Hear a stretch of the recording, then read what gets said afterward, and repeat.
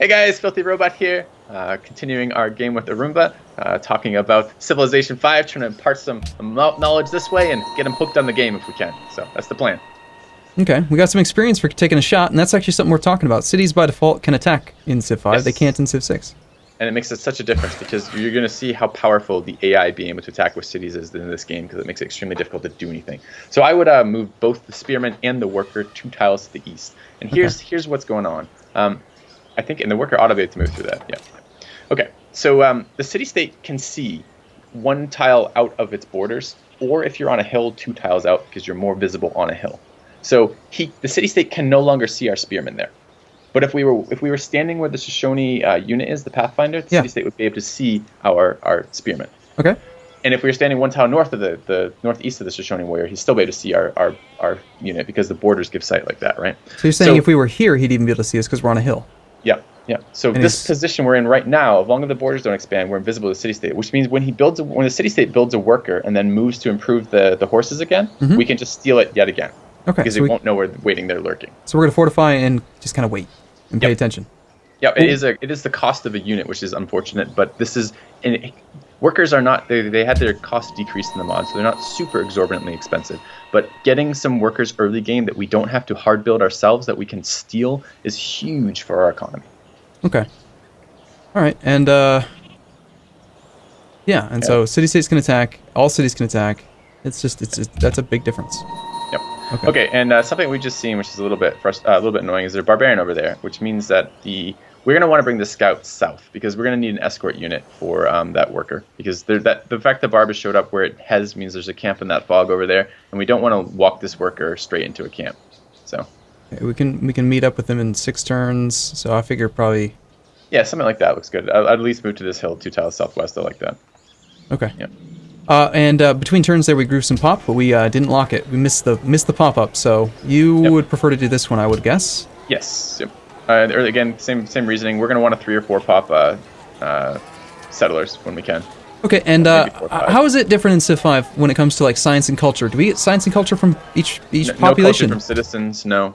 Science it's a 1-for-1, 1 science per pop, but no culture from citizens. The culture you're generating right now is just strictly off your palace.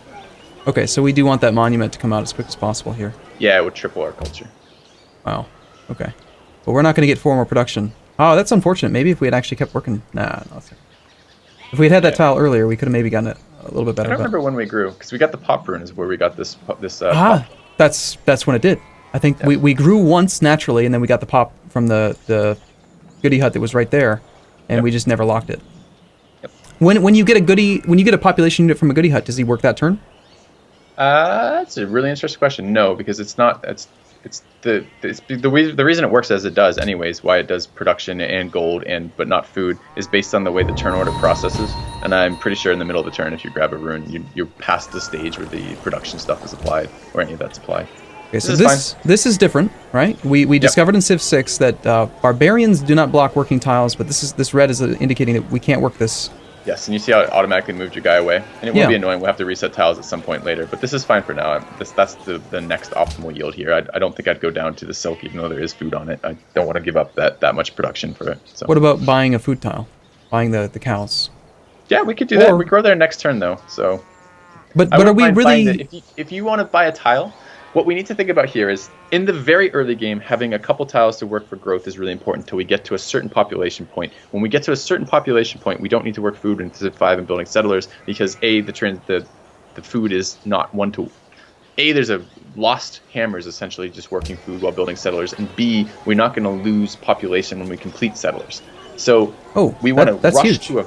Yeah, it's a huge difference. So we want to rush to a certain population point, then start producing settlers. And while we're producing settlers, we want to be working almost entirely hammers. So actually, there is an argument right now for buying, for example, the deer to let us keep growing. But there's also an argument for saving money and saving it to buy the copper and gold when we're building settlers, or even the other iron when we're building settlers, because that's going to be the most efficient way to produce settlers once we do that. And I'm leaning towards that because getting the luxuries in our borders are going to have long-term payoff for us too. Okay, 2 questions come up. One, do you know the formula for population growth? What is I don't. It may be similar to... It may actually be the same formula. I was thinking about that earlier. It doesn't look like it's 33, which is not right compared to Civ 6. Civ 6 Going from 3 to 4 in Civ 6 would be 35 food. I don't know then. Okay. The expert baffled. Second question was, okay, so what you say, okay, we're going to grow their next turn anyway. But we don't functionally lose anything by buying a tile, right? Because whatever the border growth is just going to translate into the next one. So he's going to be like, what, 16 out of 18 turns of the next one. The thing about the governor is you can't control where it's growing. And the governor here is going to... It is possible that it grows towards one of our luxuries, the gold or the copper. But my suspicion is it will grow to a flat grassland tile. So what we lose is we'd be paying for a useful tile that we're going to get already. And then the governor's going to grow to a non-useful tile. And that would be the cost. So we've given up gold for no... there is a tangible benefit because we have more territory, but it's like long time then until he's going to expand naturally to something we actually want. Yeah. I gotcha. Okay, so we did finish pottery. Good. Let's go animal husbandry. Okay. You probably would have just queued those up. Shoot. You would shoot. Okay, that was the other question. Was there's no reason to not. The city can't get experience, but you want to scare him away. What the barbarian currently doing is blocking our tiles, and we want him away from that as soon as possible. Gotcha. Okay, so should we just keep this? So it's going to take him 3 or 4 turns, right, to make a worker? Mm-hmm. So probably escort for now. Yeah, that would be my push. And let's get a little bit more sight as we're doing this. So let's go northeast with the worker and the spearman. Okay, and annoyingly, this is a feature that I loved in Civ 6. Actually, is the escort function. There is no escort function. You have to move them separately. Yes, and I think you mentioned at one point to me, maybe it was when we were in New York, that you could actually like snipe units in multiplayer if you have simultaneous turns on or something. Cause you can if there's high delay. I would have moved to the hill with the spearman, but that's okay because it's going to take all of our workers' actions to move to either of those other tiles. Yeah, there's a guy. All right, that's good. That will. Yeah, you could meet them. I think we'll meet them either way. Okay. And we want to try to get there faster. Yeah, I want to see where that camp is. So. Careful too. If you ever double move, let's say there's a barb camp on the tile south of that hill, and you had your scout move 2 to the southwest, and there was a barb camp on that tile. Even though you're trying to scout, your scout would have slammed into the barb camp. Right. So just where. But that would never happen because as we talked about before, we don't ever move more than 1 tile at a time. That's correct. We don't. Even with like horses, you would never take like 3 moves or 4 moves unless you know scouting, exactly. Of course not. Okay. I mean, if I have the land already scouted, maybe. I mean, it depends. You still want to reveal if you can. Okay. Considering we're trying to wrap this guy around to get the reveal closer in here, I'm thinking maybe we do take the flat terrain instead of staying on the hill. Fine with that. I'll just explain my thoughts, and then you can tell me, no, you're wrong. Okay. Don't do that. I'll look forward to that moment. Amazingly, we did not meet that guy, so I was wrong. It's okay. We can So yeah, this is good. Bust the fog, and then let's go south to like look through the tundra area. Yeah, we want to see what's in there because the river systems are generally a good way to look. If you're just looking for just raw, am I at all interested in this area? River systems are a really good way. Oh, it actually went back to locking this tile. Yep. And just from our mousing over our food, will we grow if we work the cattle? How much more food do you need to grow? 1 turn, 3 food. I see. 3 more. No, we can only get 2 more because we can work 2 more. Anytime that you can change tiles around to grow in 1 turn, as long as it's only 1 tile, if you can change 1 tile to grow this turn as opposed to waiting until next turn, it's always better because the citizen that grows gives you all the yields you would have got anyways. Gotcha. Yeah, that makes a lot of sense. Yeah, okay, so this is good. It depends. So we got a pop room, which is nice. We're going to hit pop 4. We have a decision point in a minute here. Do we want to go for a settler we want the shrine before a settler, but do we want to go for a settler at pop 4 or pop 5? We can probably get it so we grow to pop 5, not a whole lot slower than we would here. If you work the cattle over this sheep for double 3 growth, yeah, it's probably going to be fairly... So I got to unlock before I can lock to... Yeah, but you want max growth, right? That's what you're looking for? That's what I'm looking at, yeah. It's 5 positive and you will have growth carryover, so... But also, we'll have more food consumed. 2 food consumed per citizen. Well, not right now. I mean, that's just. I mean, we're not growing any faster doing this, so it's not like we're using food faster. It's just always the default. It's 2 food per. Right. I'm saying you were saying we could possibly grow to 5 citizens before we do a settler, and I was going to say that the math would change once we're at 4 because we'll have 4 instead of 3, so we'll eat more. So the math. Yeah, the total. Gotcha. We're on the same page. It's fine. I got you. Let's drop it. 2 questions come to mind. 1 is what the hell is We Love the King Day, and 2 is what the hell is the Golden Ages? Because that both of those are really, really beneficial things that we're going to want to work towards all game long as many times as we can for both of them. We Love the King's Day it will require a resource. It will be a resource you don't currently have connected to your trade.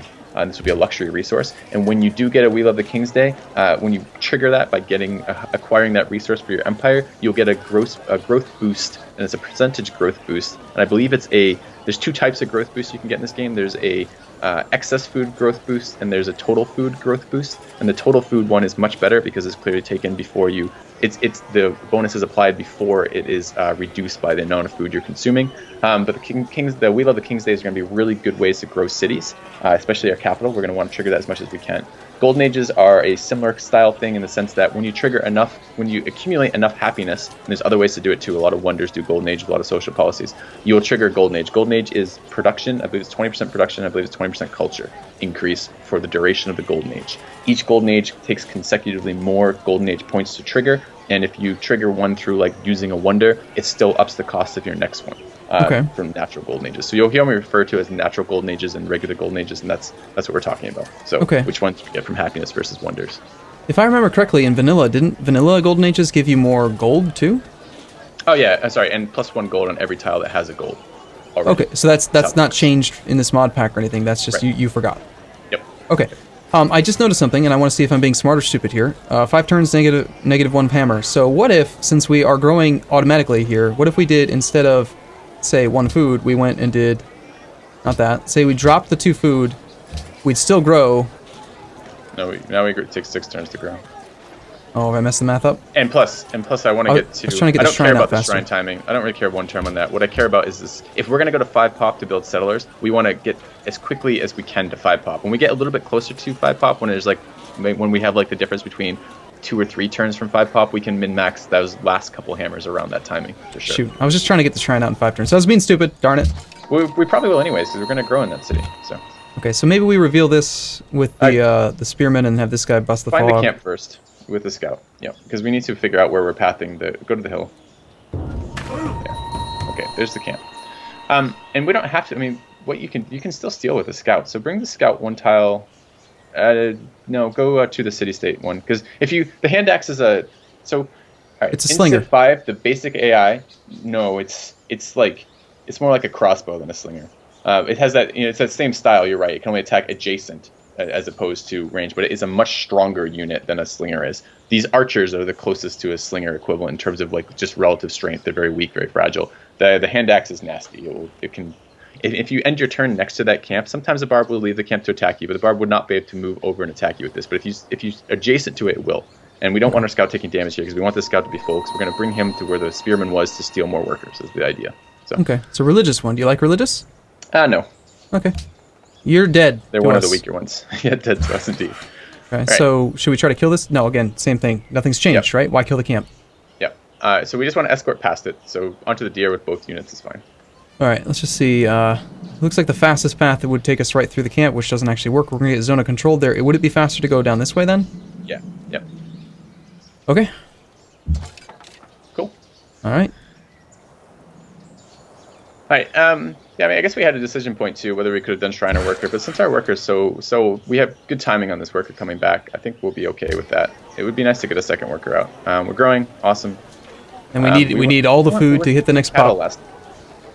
I thought we had agreed on that. All right, let's go work that cattle. I thought we had too. I don't know how it got changed. Maybe I probably messed it up when we were looking at you. Oh, yeah, that's right. We were looking at pure food, and then I don't know. I messed it up. Right, no biggie. GG, no re. Let's start over. Yeah, you remember you wanted me to warn you when we lost the game? Yeah, right that just happened. Okay, so does this spearman need to keep coming home, or is he safe from here forward? He does, because what can happen is the barbarian can spawn in any tile adjacent to the camp and then move. Oh, yeah, that's dangerous. So yeah, and that, yeah. Cool. Got to stay on the hill to be able to see the fog. Yep. Okay, good. There we go. Persian Immortal's out already. That looks good. Is there either way, there's better sight there. There's an opinion penalty for being inside the borders of an enemy or of a city-state, right? There is. That goes away at friendship or allies. You can be in their borders with no problem, but it doesn't matter here. It's a very small amount per turn, and by the time you move out again, it's going to come back to resting. So it's not a big deal for spending a couple turns in city-state borders when you're just moving around to begin with. Okay, so that new pop should have worked the iron, right? Yeah. Yeah, so we got 3 extra hammers this turn because he spawned. I think I get it. Cool. Nice and predictable. I like it. I understand it. Okay. Do you favor food here then, or do you want the production now, or? I am almost tempted to buy that deer. So what's the timing? See, the problem is we have the decision. We could just ignore this. We could just go straight for. See, it's 14 right now, so going to 5 pop is quite a long ways. It is growing to the gold. That's wonderful. I was expecting it to grow to flat grassland, so it's good. Yeah, building a granary will speed this up, but we could just 4 pop set cities. I mean, we have good 4 tiles to work, right? It will be iron, copper, sheep, and probably the gold when it grows. I do want to finish the shrine. We could min-max to do that if you want and just stay at 4 pop here. That is something that's reasonable.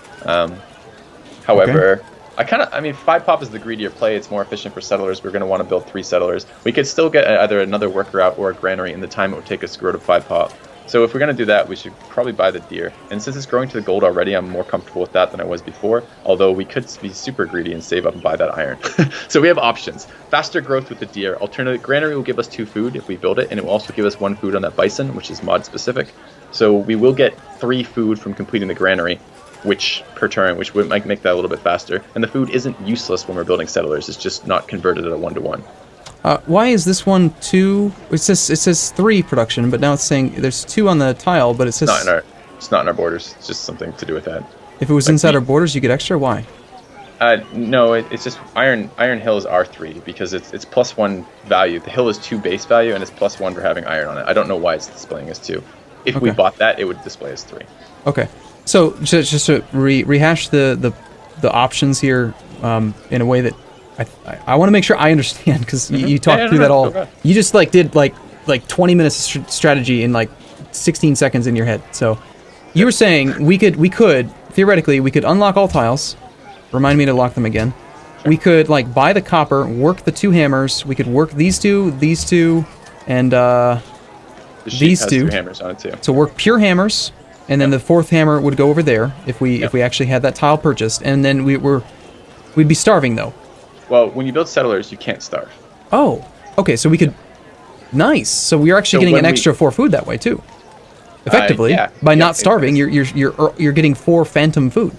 Yeah, and now it's not exactly that way because when you build settlers, only the production counts for the settlers in terms of producing them. But food gets just like everything else, right? Only hammers count for hammers. But when you're building settlers, there's an exception to that.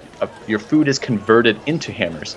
So the food in your city that you're working is converted into hammers, but it's not at a 1-to-1 rate, and it's more efficient at the first couple pops because I think the first food is converted directly into a hammer, and then I think it's 2-to-1, and then it's 3-to-1 or something like that. So ideally, when you're working settlers, you work all hammers with a little tiny bit of food because it counts as hammers for there. If you could work all hammers entirely, that would be even better, but it tends to be you have a little bit of food. Our base tile is 3 food, for example.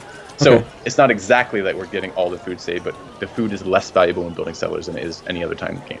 Okay, and so you would, if we were to go this route, you would buy this tile, work this tile, be okay with the negative food. It would stop starvation as soon as we start a settler. In fact, we can test that right now by going like that. Control click. Yeah, right. I'll learn that eventually. No, I don't want to do that. I want to cancel it. I'm used to endless space has you just right click on stuff to make it go away. Anyway, and then option 2 was we're trying to push to 5 food. Yeah. And so you like that option better now. Well, let's go have a look over. Look at how close everybody's borders are.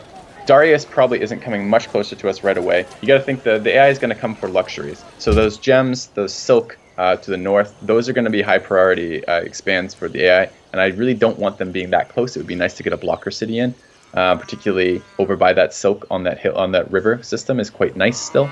So not on the silk, but maybe... Yeah, any of those tiles around it. The closer that is the one I was looking at initially, but we don't have perfect sight over there. That's also too far away from the diamonds to work it from right here. So in between, if you work one tile north of the silk, northeast of the silk, you settle that, we could buy gems. Northeast of the silk here. Yeah, that would be 3 tiles from the gems. And if we purchase the gems, it's unlikely that the Portugal would settle towards us for any reason over there because she has no gems to settle towards, no luxuries.